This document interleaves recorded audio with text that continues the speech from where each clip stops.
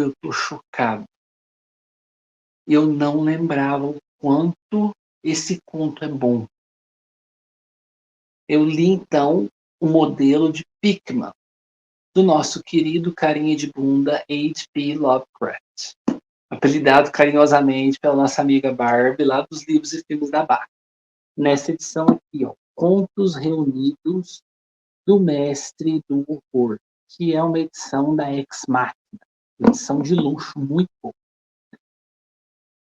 E, gente, que conto doido, que conto sinistro, que conto macabro. A gente vai ter aqui o nosso protagonista, e ele vem naquele mesmo esquema que o Lovecraft sempre costuma fazer, né? Que são os protagonistas que passaram por algum horror inominável, contando aquele fato para uma terceira pessoa, seja através de diários, de cartas, de uma conversa. E ele está reunido em um bar com o seu amigo. Ambos são estudantes de arte. E ele começa a relatar, então, sobre esse novo aluno, que é o Sr. Pickman. É um homem um pouco mais velho, muito taciturno, muito na dele e tudo mais. Ele faz pinturas que o pessoal da faculdade, que curiosamente é a Universidade Miskatonic, e ela é recorrente assim nas obras do Lovecraft, ele faz essas pinturas que o pessoal da faculdade, os reitores, professores e responsáveis, não aceitam de maneira nenhuma colocar elas em exposição, não querem de jeito nenhum que essas imagens sejam mostradas. Inclusive, o próprio Pickman relata para o nosso protagonista que as imagens nunca são vendidas, ninguém aceita elas como doação, ele simplesmente tem que ficar com suas próprias pinturas e guardá-las. E a gente vai descobrindo que as pinturas dele são muito esquisitas. E até fala, né, que a gente tem que retratar o lado bonito e bom da vida, mas também tem que retratar os horrores e as coisas ruins da vida. E é justamente esse caminho que ele segue. Ele começa, nas suas pinturas, a retratar coisas horríveis, horrendas, assustadoras, perturbadoras. Chega até um ponto que ele é expulso da Universidade Miskatonic. E o nosso protagonista, então, assim, encantado, embora meio que atemorizado pelo conteúdo da pintura, ele fica encantado com a técnica, com o talento do Pickman. Então ele resolve meio que ser um pupilo do Pickman. Como que ele pinta, aprender as técnicas, aprender a sua inspiração e tudo mais. Eles vão formando essa amizade de mestre e pupilo, até que o Sr. Pickman resolve mostrar para ele onde estão suas melhores obras. Aí tem até uma revelação aqui interessante de que o Sr. Pickman ele é descendente de uma bruxa de Salem. Olha pra vocês verem que legal. E ele leva o nosso protagonista, então, fala que a cidade onde eles estão tem mais de 300 anos, que tem construções seculares, o que me fez lembrar da minha cidade. Minha cidade tem construções de mais de 200 anos também, uma cidade antiga. Aqui a gente estamos chegando a 300 anos. E ele fala, eu vou te levar através de túneis que os inquisidores usavam para poder caçar as bruxas na época da Inquisição. E através desses túneis a gente vai chegar em uma casa antiquíssima, onde tem um porão que fica o meu estúdio com as minhas maiores obras-primas. E o nosso protagonista, curioso demais, quer ver o melhor do Pickman e vai junto com ele. Então eles vão embrenhando por ruas e ruelas que ele nunca passou antes, ruas escuras, antigas, aquelas casas velhas, aquelas casas secular, e eles adentram então em um túnel. E esse túnel vai enveredando em meio à escuridão, cada vez mais fundo, até eles chegarem numa espécie de construção debaixo da terra, que ainda não é o porão. E nessa construção, o nosso protagonista já começa a ver várias pinturas que, do ponto de vista artístico, do ponto de vista técnico, elas são primorosas. O traço é convincente, o jogo de luz e sombra é esplendorosamente bem feito, bem pintado e retratado, mas o conteúdo das imagens é aterrador. Começa a deixar o protagonista, assim, o coração palpitando. Ele até afirma várias vezes para o amigo que ele está contando esse relato. Você sabe que eu já sou um homem de meia idade, que eu não sou de ter medo das coisas, que eu não fico apavorado, mas aquilo estava me deixando agoniado. E o Pickman fala: chegou a hora de você, meu caro pupilo, conhecer as minhas obras-primas, que estão ali no porão. Então ele abre uma portinhola de madeira bem velha, descem mais um rumo de escadas e vão dar, então, num porão submerso, úmido, com o chão feito de terra mesmo, as paredes com madeira velha, assim, muito envelhecida, muito úmida. Você vê que aquele negócio pode desabar a qualquer momento. E eles estão ali e ele começa a mostrar as pinturas. E as pinturas ali são as piores coisas que ele já viu na vida. É pintura de monstros e coisas demoníacas. Ele fala que as faces, os rostos retratados naquela pintura são animalescos, quase humanos. E tem uma pintura em especial lá no fundo que não está inacabada, não está pronta ainda, ela está inacabada. Foi pintado o fundo e, coincidentemente, o fundo bate muito com o fundo do lugar onde eles estão, o porão. Mas a peça central da pintura, o ser horrendo que o Sr. Pickman vai pintar, ainda não está pronto ali. Tem um rabisco ou outro, tem um rascunho ou outro ali, esse tipo de coisa. Ele fica embasbacado com aquilo, ele sente uma energia muito ruim chamando ele para aquela pintura. Ele vai estendendo a mão, o Pickman, mais que expressa, bate a mão na mão dele, não faça isso, você não está pronto para isso ainda. E sai correndo, fecha a porta do porão e deixa o cara lá. O cara fica sem entender o que está acontecendo. E ele começa a escutar uns barulhos muito esquisitos.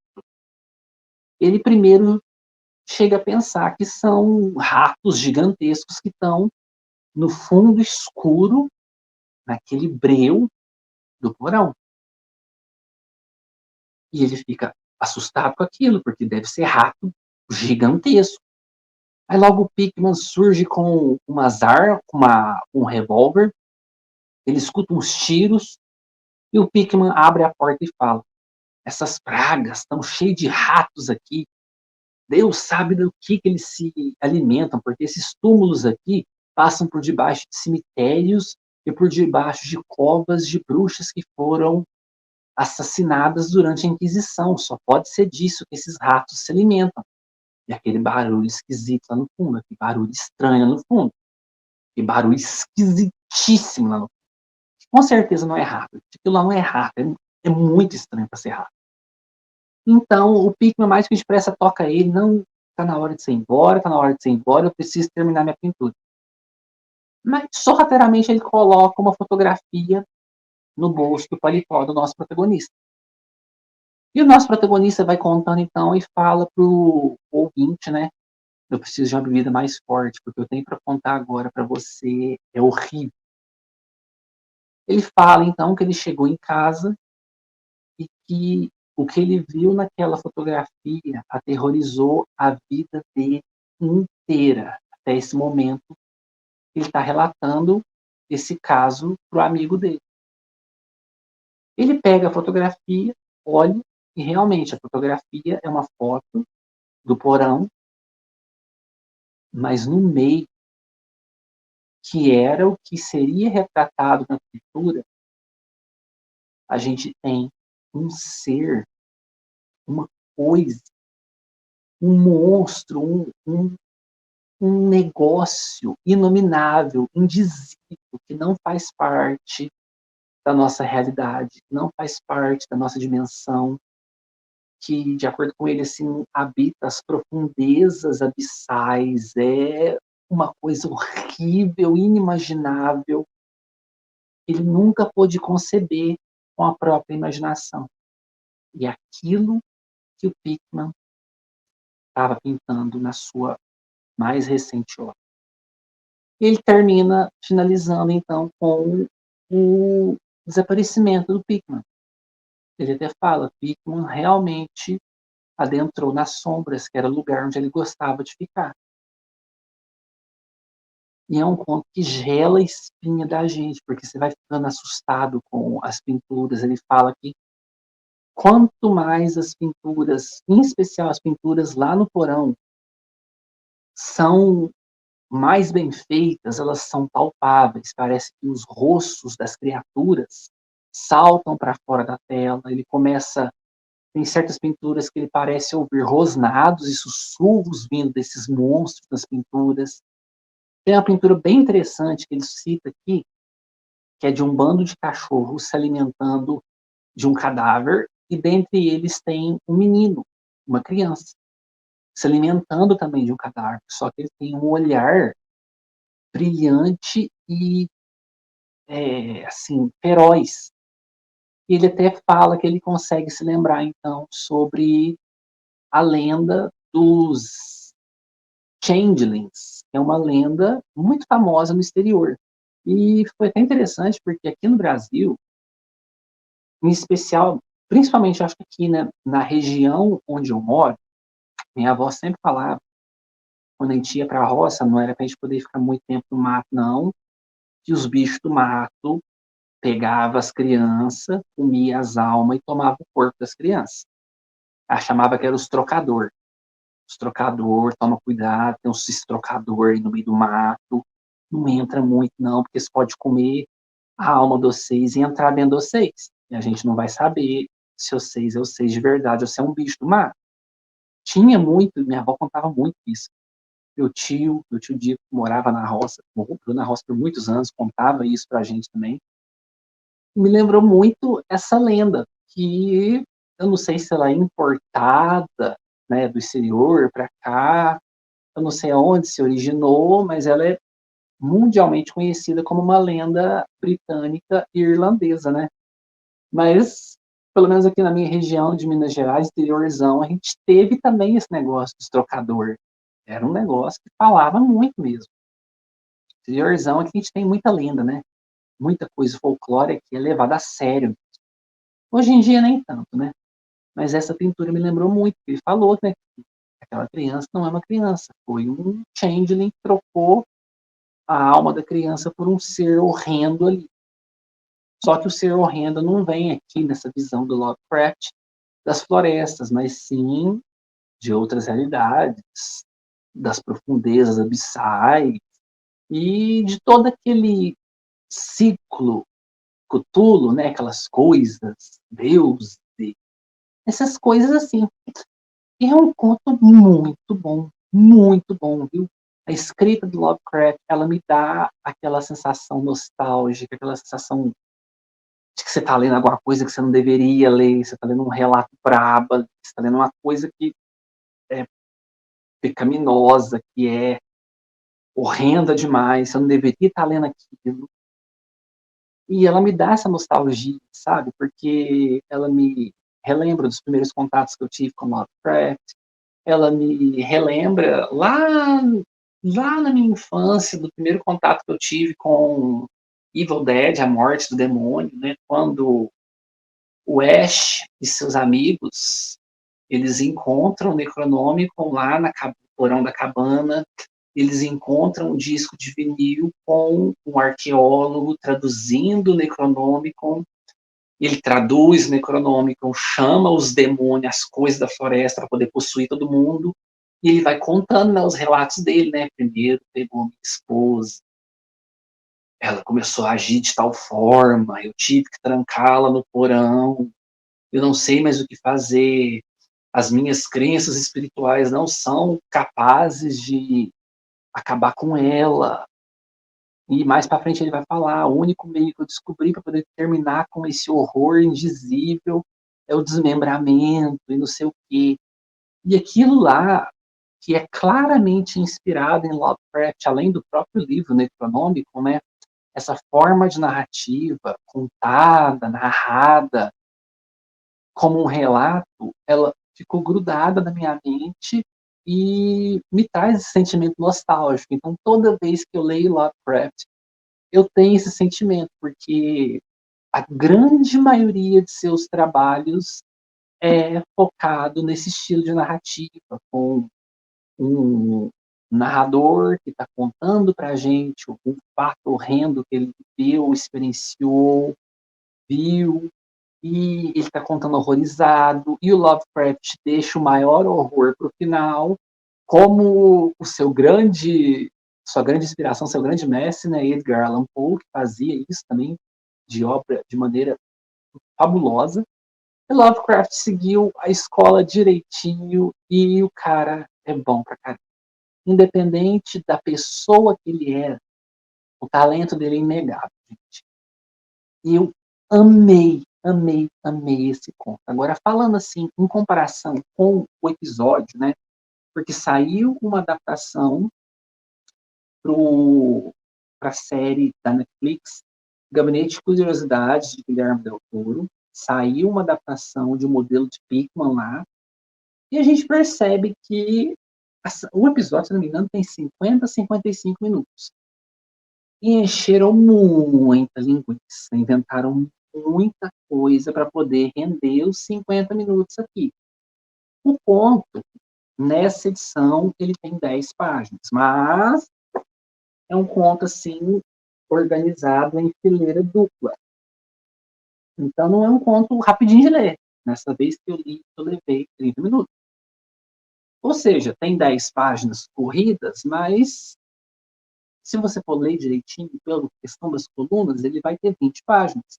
E a gente tem a narrativa do Lovecraft, que é muito detalhista, muito climática, ele vai construindo a tensão, vai construindo a angústia, vai construindo o mistério pouco a pouco. Então, é um conto que demanda um tempinho, não é aquele conto que você lê em 10 minutinhos.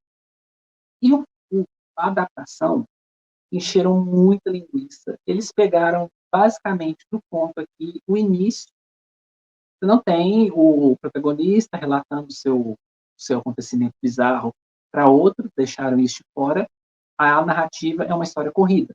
Você vai ter o início ali com ele, nosso protagonista, na sua escola de arte, aí entra o Sr. Pickman para poder estudar, e tudo mais, ele é muito bom, misterioso, só que mantém suas obras em segredo, porque fala que o público não está preparado para aquilo, até que um dia ele resolve fazer uma exposição com todas as suas obras, os reitores e responsáveis pela faculdade, pela Universidade Miskatonic, ficam horrorizados, expulsam ele ali à base de blasfêmias e não sei o quê, e o protagonista vai ficar interessado naquilo, aí começam a encher linguiça com coisas que colocaram para rechear a vida do protagonista, com um interesse amoroso e tudo mais, esse tipo de coisa. E o conto inteiro tem essa encheção de linguiça, tem aparições da bruxa, que é uma antepassada do Pickman, que ela é mencionada no conto, tem aparições muito vívidas no episódio, e não tem nada disso aqui, é uma menção para deixar mais rica a história, e deixar também a gente curioso de como que o Sr. Pickman tem acesso a essa inspiração para poder pintar aqueles quadros horrendos. A gente, assim, a gente vai para o caminho de que ele tem um pouco do sangue de bruxaria negra dos seus antepassados, e por conta disso ele consegue vislumbrar através dos véus, inclusive através do final ali que ele tem em sua posse ali um ser horrível, demoníaco da profundeza abissal. E o conto tem essa bruxa que aparece lá, e o cara começa a ficar perturbado, começa a ter visões, porque ele viu alguns quadros, e a vida dele vira de cabeça para baixo. Ele acaba se casando, mas ele é traumatizado com as visões dos quadros. E no final do episódio que você vai ter todo esse enredo aqui do conto, com o Pickman levando ele pro porão e tudo mais, mostrando as pinturas. Aí tem uma mudança lá hollywoodiana que o Pickman resolve botar fogo em tudo e o Pickman não, o nosso protagonista bota fogo em tudo, inclusive no Pickman. Não tem menção a esses horríveis sons que o nosso protagonista ouve no fundo do porão. Não tem menções a grunhidos, sussurros e murmúrios que o protagonista escuta dos quadros. Você não tem nada disso. Você só tem essas coisas aí hollywoodianescas, um incêndio gigantesco e morre todo mundo, que não sei o que, não sei o que. E no final ainda tem aquele susto final, né? Porque, embora tenha queimado tudo, já o nosso protagonista mais velho, agora um reitor da faculdade, um quadro misterioso chega para ele, sem remetente, que é um quadro do Pickman, um quadro novo. Não tem a fotografia, não tem nada disso. É um episódio bem legal, eu gostei muito, e eu entendo o porquê de terem feito todas essas. Não foram mudanças, né? Foi um recheamento do episódio. A mudança do final não gostei, porque o final do conto é muito mais efetivo, muito mais terrorizante, só que eu creio que ele funciona mais como leitura, como literatura. Eu acho que em tela não daria esse impacto todo, porque a nossa imaginação é muito mais potente, muito mais criativa do que você fazer isso em tela visual, né? Você mostrar mesmo a fotografia de um monstro invisível, isso daí não iria funcionar. Então, eles fizeram esse final, ficou bem hollywoodiano, mas ficou interessante, ficou interessante. Então, eu recomendo vocês assistirem ao episódio Modelo de Pickman, da série da Netflix lá, O Gabinete de Curiosidades, de Guilherme Del Toro. Série muito boa, muito boa. Eu só não gostei do episódio que fizeram, também inspirado no Lovecraft, aquele Os Sonhos na Casa da Bruxa, que aquele lá você tem um fiapo da história original e tudo é uma narrativa rocambolesca de assombração, parece que você está assistindo um filme de invocação do mal, com o fantasma aparecendo para susto, o fantasma dessa bruxa aparecendo, dando susto nos outros, e tem os negócios de irmão gêmeo, que a irmã gêmea dele falecida está presa no mundo entre o céu e a terra, e ele quer buscar. É uma bobeira, gente, é uma bobeira. As atuações estão muito boas, a série toda, atuação alto nível, produção alto nível, direção alto nível, roteiros questionáveis. Tem roteiro muito bom, e tem esses roteiros em específico que são adaptados de conto da literatura, aí o negócio já pega e fica mais complicado. Tem o Ratos do Cemitério, que, se não me engano, é um conto do Clark Ashton Smith, ficou muito bom também, só que se você for comparar com um conto, difere muito. Então assistam a série como uma diversão descompromissada, desvencilhem a série dos romances e contos originais, porque ela é muito boa, como uma série de terror, muito boa. E tem todo o trabalho gráfico, tem todo o cuidado estético e o clima que Guilherme Del Toro sabe fazer muito bem numa obra de terror. Né? Então vale muito a pena. E fica a dica desse contaço aqui, dessa edição maravilhosa, e do episódio também, que é bem legal. Fica a dica aí.